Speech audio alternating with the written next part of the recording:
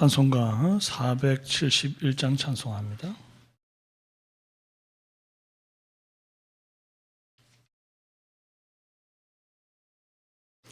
(471장입니다) 주여 나의 병든 몸을 지금 고쳐주소서.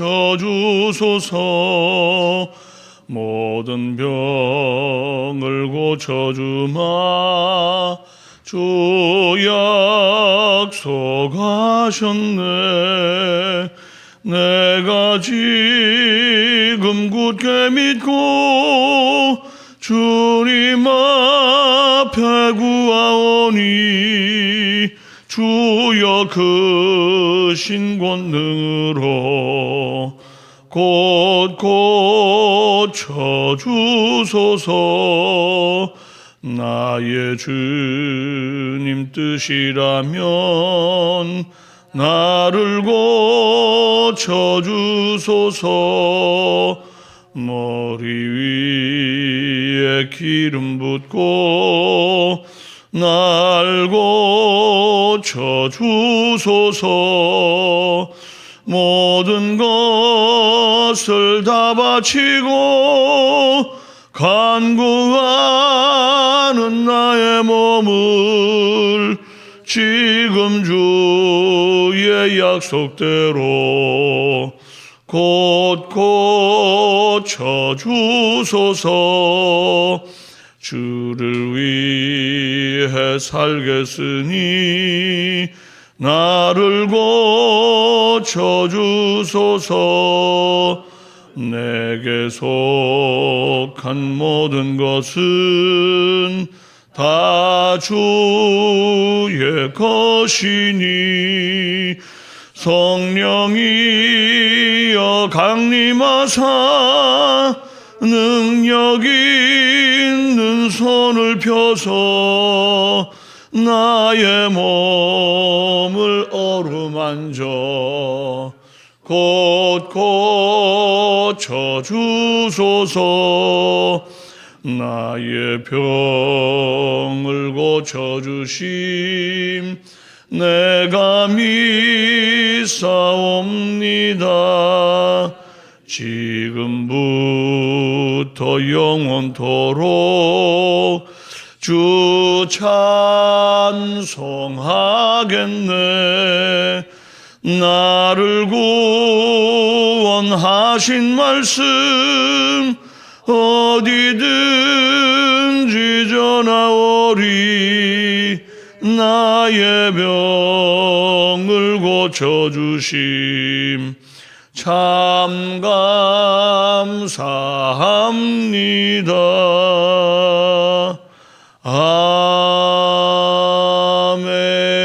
아멘. 사도신경으로 신앙 고백드립니다. 나는 전능하신 아버지 하나님 천지의 창조주를 믿습니다. 나는 그의 유일하신 아들 우리 주 예수 그리스도를 믿습니다. 그는 성령으로 잉태되어 동정녀 마리아에게서 나시고 본디오 빌라도에게 고난을 받아 십자가에 못 박혀 죽으시고 장사된 지 사흘 만에 죽은 자 가운데서 다시 살아나셨으며 하늘에 오르시어 전능하신 아버지 하나님 우편에 앉아 계시다가 거기로부터 살아있는 자와 죽은 자를 심판하러 오십니다. 나는 성령을 믿으며 거룩한 공교회와 성도의 교제와 죄를 용서받는 것과 몸의 부활과 영생을 믿습니다. 아멘. 오늘 우리에게 주시는 하나님의 말씀은 요한복음 5장 1절에서 15절 말씀입니다.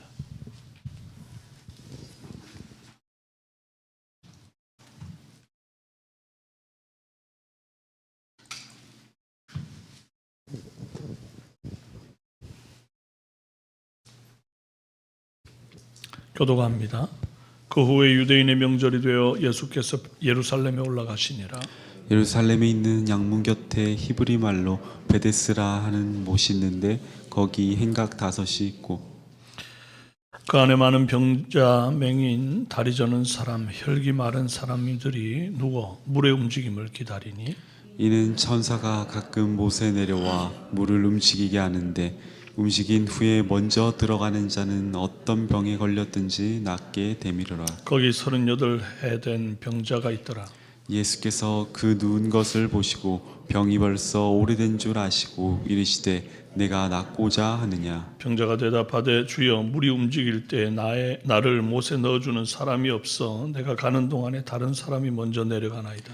예수께서 이르시되 일어나 내 자리를 들고 걸어가라 하시니 그 사람이 곧 나와서 자리를 들고 걸어가니라. 이날은 안식일이니 유대인들이 병 나은 사람들에게 이르되 안식일인데 내가 자리를 들고 가는 것이 옳지 아니하리라. 대답하되 나를 낫게 한 그가 자리를 들고 걸어가라 하더라 하니 그들이 묻되 너에게 자리를 들고 걸어가라 한 사람이 누구냐 하되 고침을 받은 사람은 그가 누구인지 알지 못하니 이는 거기 사람이 많음으로 예수께서 이미 피하셨습니다. 그 후에 예수께서 성전에서 그 사람을 만나 이르시되 보라 내가 나으니 더 심한 것이 생기지 않게 다시는 죄를 범하지 말라 하시니 함께요. 그 사람이 사람이 유대인들에게 가서 자기를 고친 이는 예수라 하니라. 아멘. 반갑습니다. 베데스다에서 생긴 일이라는 제목으로 함께 은혜 나눕니다. 오늘은 예수님께서 자신의 신성을 입증하신 7가지 표적 가운데에서 세 번째 표적인 38년 된 병자를 고치신 사건을 다루는 이 베데스다 연못 치유 사건을 다룹니다. 1절에 그 후에 유대인의 명절이 되어 예수께서 예루살렘에 올라가시니라. 예수님이 예루살렘에 올라가신 것이 명절이라서 올라갔다고 그렇게 단순하게 볼 게 아닙니다. 예수님은 유월절, 초막절, 이 유대인의 명절 절기를 따라 예루살렘을 방문하셨는데 이것이 예수님이 구약 유월절 그리고 초막절의 진정한 의미를 실현시키는 실체가 되신다는, 즉 세상 죄를 지고 가는 하나님의 어린 양 희생 제물 되신다는 사실을 의도적으로 기술하려고 쓴 그 방향성을 볼 수가 있는 것입니다. 무엇보다 이 사건 이후로 드디어 유대인들로 하여금 예수님이 이제 배척을 받기 시작하십니다. 15절 그 사람이 유대인들에게 가서 자기를 고친 이는 예수라 하니라. 16절에 그러므로 유대 안식일에 이러한 일을 행하신다 하여 유대인들이 예수를 박해하게 된지라. 그 예수님을 박해하게 된 분명한 이유가 여기 나오죠, 그죠? 안식일에 이런 일을 행하신다 하여 사람 고친 것 때문에 일어난 일입니다. 예수님 모르는 게 없죠, 그죠? 다 아십니다. 베데스다 연못에 병자가 누운 걸 보고 6절에 병이 벌써 오래된 줄 아시고 그랬어요. 처음 본 병자의 병이 얼마나 오래된 줄도 아시는 분이 이 병자를 고쳐줬을 때 유대인들에게 자기가 어떤 박해를 받게 될 줄을 몰랐겠습니까? 그럴 수가 없습니다. 당연히 주님은 압니다. 주님은 이 사람을 고쳐줌으로써 당신이 앞으로 유대인들에게 죽임을 당할 지경에 놓인다는 사실, 어떤 박해를 받으실지를 이미 알고 계셨습니다.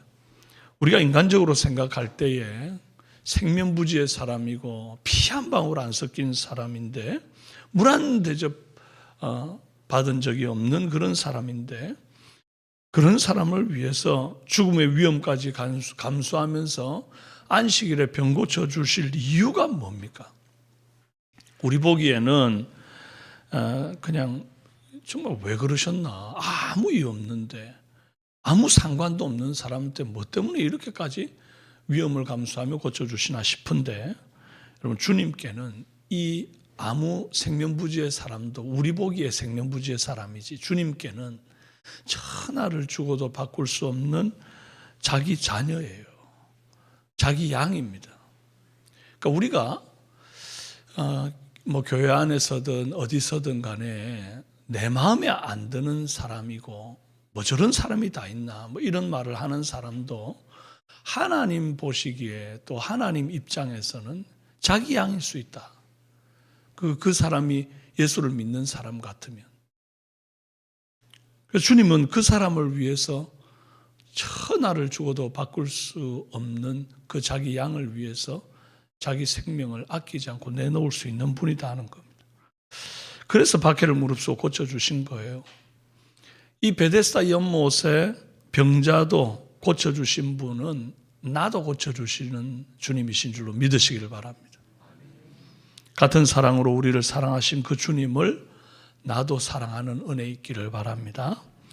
무엇보다 예수님이 이 베데스다 연못의 이 병자를 고치실 때가 안식일이라는 게 참 중요합니다. 어차피 병이 오래된 사람 아닙니까?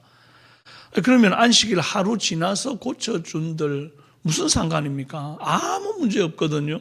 지금 이미 숨 넘어가는 그런 상황에서 와가지고 임종 직전이라서 어쩔 수 없이 안식일에 고쳐주신 거 아니거든요.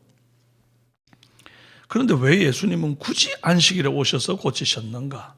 안식일의 참 의미를 이 사람들에게 가르치시기 위함이었습니다. 안식일은 쉽게 말하면 한 주간의 이 인간적인 수고를 쉬고 주님과 교제하면서 영적으로 육적으로 회복하고 충전하는 날이죠. 그런데 유대 종교 지도자들은 이 안식일 규례 준수라는 미명하에 안식일의 참 의미를 완전히 왜곡시켜 놓고 말았었어요.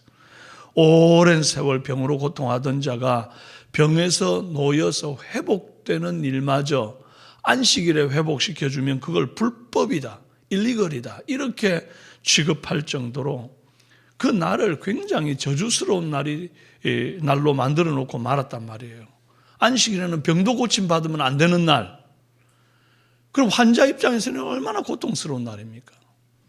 무엇보다 안식일의 주인으로 오신 예수님을 안식일을 범한 사람이라면서 죽이려고까지 하는 심각한 지경에 있었다 이 말이에요. 이렇게 안식일에 대해서 왜곡되고 변질되게 알고 있는 유대인들에게 바른 안식일의 뜻을 알려주시고 좀 정신 좀 차리게 하시려고 의도적으로 안식일에 이 사람을 고쳐줍니다.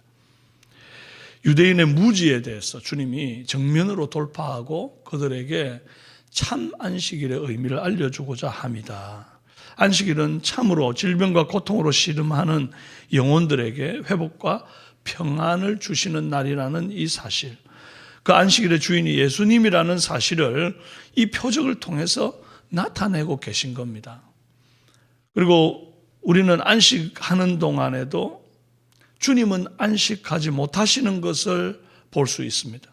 예수님은 안식일에도 병자를 고치시면서 우리의 안식을 위해서 수고하시는 분이십니다. 만약 하나님께서 안식일에 하시는 모든 일을 멈추고 쉬신다고 하면 세상이 돌아가겠습니까? 절대 그렇지 않습니다.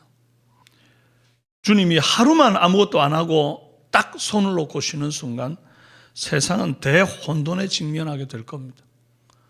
우주와 행성이 질서 있게 돌아가던 게 순간적으로 다 멈추고 별들이 별들과 충돌하고 세상이 주님이 하루만 딱 쉬어도 세상이 대혼돈에 들어간다고. 주님은 그래서 졸지도 주무시지도 않고 세상을 운행하시며 성도의 안식을 위해 고치시고 회복시키시는 분이심을 알아야 합니다. 그 주님 때문에 내가 안식할 수 있습니다. 우리의 모든 안식은 주님의 온전한 희생 덕분임을 알고 그 은혜와 사랑에 감사할 수 있는 저와 여러분이 되기를 바랍니다. 이 베데스다는 자비의 집이라는 뜻이고 5개의 행각에는 수많은 병자, 맹인, 다리 저는 사람, 혈기 마른 사람이 누워가지고 물의 움직임을 기다리고 있었다 그랬어요. 천사가 가끔 내려와서 물을 움직이게 하는데 물을 움직이고 나서 제일 먼저 들어가는 사람은 어떤 병이라도 낫는다라고 하는 전승 때문입니다. 제가 송구영신 예배 때 이 본문으로 이미 말씀을 전한 바가 있어요. 뭐 때문에 물이 움직이는가? 그게 이제 당시에 온천수가 있어가지고 땅 밑에서 용천수가 솟구칠 때 물이 동하고 또 온천수의 치료 효능 때문에 낫는 사람들이 있어 생긴 전승으로 보인다 했죠. 근데 일단 이 부분을 보면서 다시 한번 깨닫는 것은 세상에 환자가 참 많다는 것입니다. 너무나 보편적인 진리 같은데요. 어쩌면 그때나 지금이나 병자들이 이렇게 많을까?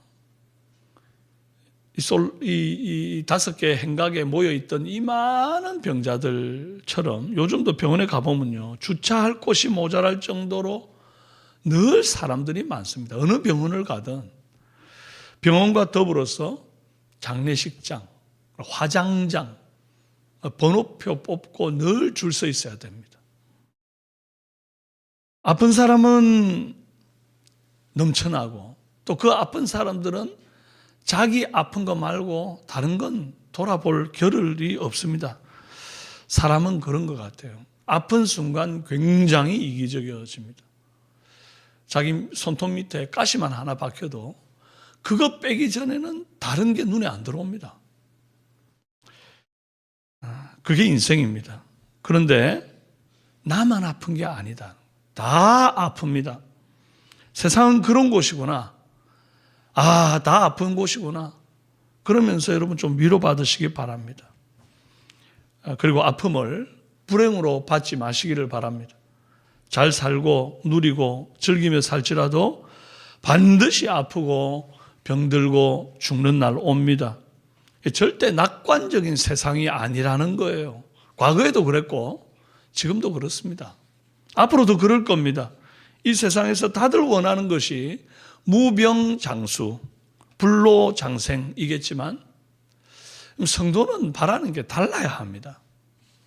해 아래 새 것이 어디 있습니까? 세상 모든 것이 시간이 흐르면 다 중고가 됩니다. 고장나고 고장나면 고쳐서 살다가 그마저도 더 이상 못 고칠 때가 되면 버리고 새거 삽니다. 그게 순리 아닙니까? 이름 모를 산짐승도 나서 자라다가 때 되면 죽습니다. 꽃도 피면 떨어지는 날 오고요. 푸르던 잎도 떨어져 낙엽됩니다. 그래야 새 잎 납니다. 새 꽃 핍니다. 해도 차면 기울고 달도 뜹니다. 달도 차면 떨어지고 동이 틉니다. 사람도 나면 자라고 아프고 죽습니다. 그게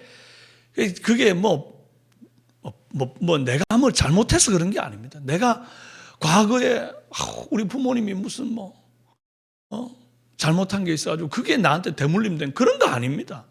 내가 범죄한 까닭이다. 그것도 아닙니다. 이게 자연적인 겁니다. 당연한 거예요. 순리예요. 그 당연한 걸 당연하게 받아들일 줄 아는 그게 지혜입니다. 지혜. 그걸 못 받아들이는 건 아집이고요. 그러니까 담담하게 그 나이 그 시기에만 느낄 수 있는 느낌이 있는 겁니다. 그리고 그 시기에만 깨달을 수 있는 깨달음이 있다고요. 그걸 깨닫는 사람이 아름다운 겁니다. 그러니까 50이 돼봐야 아는 게 있는 것 같아요. 저도 이제 50을 넘기고 나니까 이 나이에만 느낄 수 있는 게 있습니다. 몸이 아프면 회복이 잘 안 됩니다. 예전에는 좀 아파도 근육통이 와도 약 하나 먹고 자고 일어나면 그냥 뚝딱 나았습니다. 지금은 일주일이 지나도 안 났습니다. 그러니까 정말 서글프네. 나이 드는 게 이렇게 아픈 안타까운 일인가? 안 늙었으면 좋겠는데 안 되는 거를 뭐 하려고 자꾸 고민하고 앉았습니까? 안 그렇습니까, 여러분? 어차피 시간은 가는 것이고 어차피 세월은 흘러 나이는 먹는 것이고 나이 먹으면 아픈 건 당연히 예정되어 있는 것들인데 안 되는 걸 뭐 하려고 자꾸 마음을 쓰느냐고요. 차라리 그럴 때는 이게 이제 50이구나. 여러분 이제 이미 50을 지난 분들, 60 되신 분들 계시잖아요. 또 60을 지나 70 되신 분도 이 가운데는 계시는데 그럼 60에만 느낄 수 있는 게 있습니다. 70에만 느낄 수 있는 게 있고요. 그럼 세월이 또 어떤 분은 60은 60km로 간다더라. 70은 70km로 간다더라. 그걸 실감하려면 그 나이가 돼봐야 되잖아요. 그 나이가 돼서 그걸 느낄 수 있다는 게 얼마나 감사한 일입니까? 어떤 사람은 그 나이에 이르지도 못하고 소천해서 주님 앞에 안기는 사람도 있는데 그래도 나는 요 나이에 그런 어떤 경험들을 해보고 이런 거구나 한번 맛보고 간다는 것도 이게 복이다 말이죠.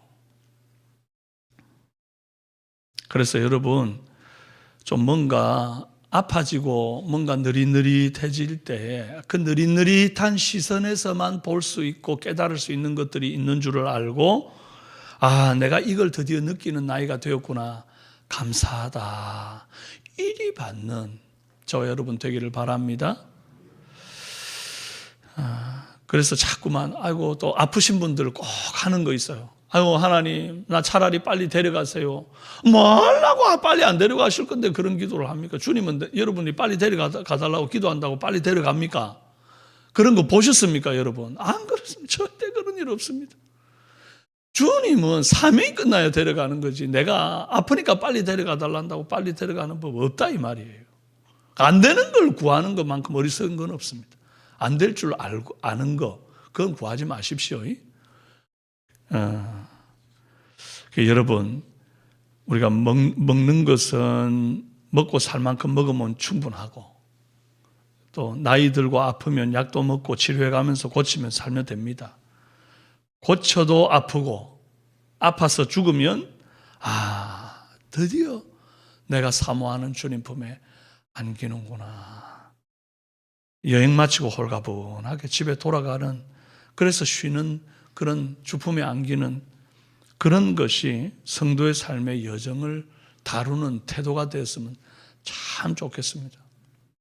그래서 무병장수 불로장생보다 중요한 게 이 땅에서 주님 만나고 믿음으로 살다가 주 앞에 서는 것 이게 가장 잘 사는 삶인 줄로 압니다.